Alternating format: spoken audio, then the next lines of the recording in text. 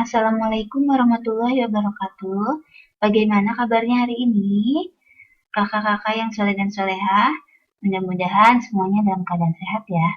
Hari ini kita akan belajar tematik dengan tema tokoh dan penemuan dengan subtema penemuan dan manfaatnya. Dan hari ini kita akan masuk ke pembelajaran ketiga dan keempat. Sebelum memulai pembelajaran, kita baca basmalah terlebih dahulu. Bismillahirrahmanirrahim. Yuk kita masuk ke materi, yaitu penemu lampu lalu lintas. Lampu lalu lintas ini ditemukan oleh Gareth Augustus Morgan, seorang warga Amerika. Hal ini bermula ketika Gareth melihat tabrakan antara mobil dengan kereta kuda di jalan. Nah, kejadian ini membekas dalam pikirannya yang kemudian dia mencari solusi agar kejadian itu tidak terulang lagi. Gareth terus memikirkan sebuah cara sehingga akhirnya dia menemukan lampu lalu lintas berbentuk T yang terdiri dari 3 sinyal, yaitu stop dengan lampu merah, go lampu hijau, dan posisi stop atau hati-hati dengan lampu kuning. Dengan menggunakan rangkaian lampu yang disusun secara paralel. Sebenarnya ketika itu sudah ada sistem pengaturan lalu lintas dengan sinyal stop dan go. Namun pada penggunaannya, sinyal lampu ini tiba-tiba meledak dan tidak dipergunakan lagi. Akhirnya, Morgan juga merasa sinyal stop dan go memiliki kelemahan, yaitu tidak adanya selang waktu bagi pengguna jalan sehingga masih banyak terjadi kecelakaan. Nah, di bawah ini ada gambar lampu lalu lintas yang digunakan zaman dulu ya, sebelum ditemukan oleh Gareth, yaitu yang hanya ada stop dan go, ada lampu merah dan hijau saja. Kemudian disempurnakan oleh Gareth dengan adanya lampu kuning, jadi sebagai jeda ya. Nah, selanjutnya kita akan belajar tentang cara kerja lampu lalu lintas. Lampu lalu lintas ini menggunakan rangkaian listrik paralel. Prinsip kerjanya, rangkaian listrik paralel pada lampu lalu lintas menggunakan 3 buah lampu yang terhubung paralel antara satu lampu dengan yang lain. Rangkaian paralel dapat digambarkan secara sederhana seperti pada gambar di samping ini ya Kak. Kedua buah lampu tersebut terhubung paralel terhadap sumber tegangan. Jadi rangkaian listrik paralel bisa juga dikatakan sebagai rangkaian berderet atau antara lampu yang satu dengan lampu yang lain dipasang secara berjajar. Nah, sekarang kita akan belajar tentang sejarah penemuan jam. Kata jam telah digunakan pada abad ke-14 yang berasal dari bahasa Latin yaitu cloca. Menurut catatan sejarah, sundial atau jam matahari merupakan jam tertua dalam peradaban manusia. Jam ini dibuat oleh seorang ahli astronomi muslim bernama Ibnu Al-Satir sekitar 3500 sebelum Masehi, dan sekitar 5000 sampai 6000 tahun yang lalu orang Mesir mengukur waktu dan membuat kalender dengan menggunakan obelis. Pada tahun 1400 sebelum Masehi, orang Mesir menggunakan jam air yang diberi nama klepsidra. Kemudian tahun 1485 sampai bulan Agustus 1542, Peter Henley dinobatkan sebagai pembuat jam tangan pertama di dunia. Kemudian pada tahun 1509, Henley dikenal sebagai pembuat jam hias portable kecil. Dan tahun 1929 mulai diterapkan kristal quartz pada jam.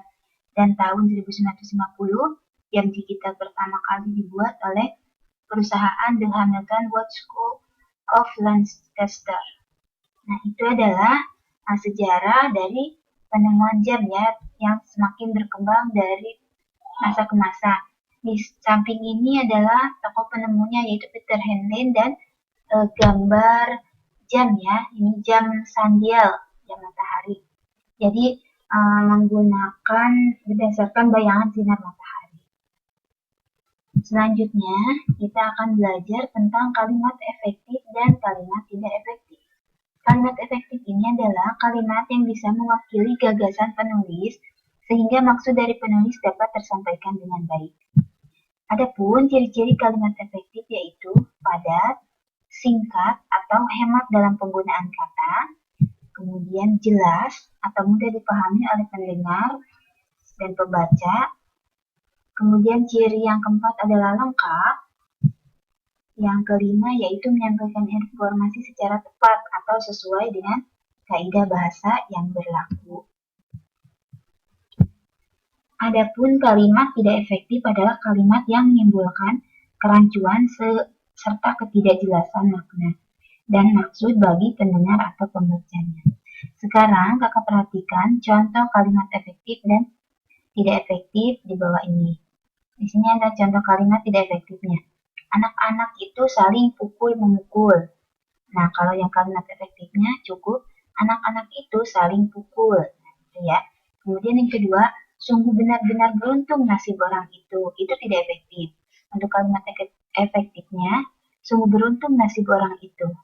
Kemudian yang ketiga, para hadirin dipersilahkan berdiri. Nah, kalimat efektifnya yaitu hadirin dipersilahkan berdiri.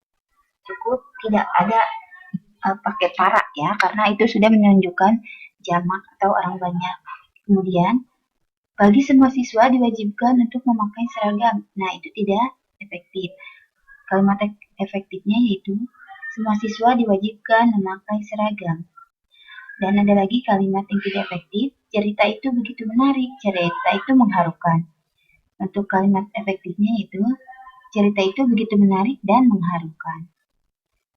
Nah, sekarang kita belajar tentang manfaat dan akibat dari suatu kewajiban.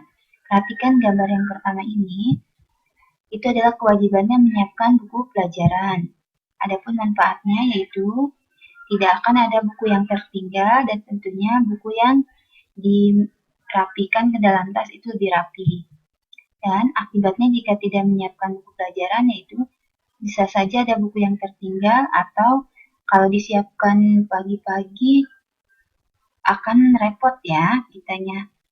Dan buku pun akan berantakan mungkin karena saking buru-burunya. Kemudian di gambar kedua yaitu belajar dengan tekun. Manfaatnya kita menjadi pandai dan pelajaran yang sudah dipelajari mudah diingat. Adapun akibatnya yaitu kalau tidak rajin belajar, pelajaran yang sudah dipelajari akan cepat lupa ya. Selanjutnya ada gambar, ini kewajibannya itu merapikan tempat tidur. Manfaatnya kita menjadi lebih mandiri dan tentunya tempat tidur pun menjadi rapi. Akibatnya jika tidak merapikan tempat tidur akan berantakan dan tidur pun tidak akan nyaman ya. Gambar yang keempat yaitu membersihkan ruang kelas bersama-sama. Manfaatnya kelas menjadi bersih dan rapi dan tentunya kalau dikerjakan bersama-sama itu mempererat tali persaudaraan ya, jadi kerjasama dengan teman. Dan akibatnya jika tidak membersihkan ruangan kelas, itu kelas menjadi kotor dan berantakan. Nah, ini ada gambar terakhir yaitu mendengarkan penjelasan dari guru. Manfaatnya, materi yang disampaikan menjadi mudah dipahami. Sementara akibat jika tidak mendengarkan penjelasan guru yaitu materi yang disampaikan sulit dipahami. Nah, demikian pemaparan materi dari buah ini. Dan untuk tugasnya, kerjakan ayo berlatih 70 ya. Yang mengubah kalimat tidak efektif menjadi kalimat efektif. Silakan kakak kerjakan dan kirim japri ke ibu. Terima kasih untuk semuanya yang telah menyimak pemaparan materi hari ini. Semoga bermanfaat dan selalu semangat belajar. Assalamualaikum warahmatullahi wabarakatuh.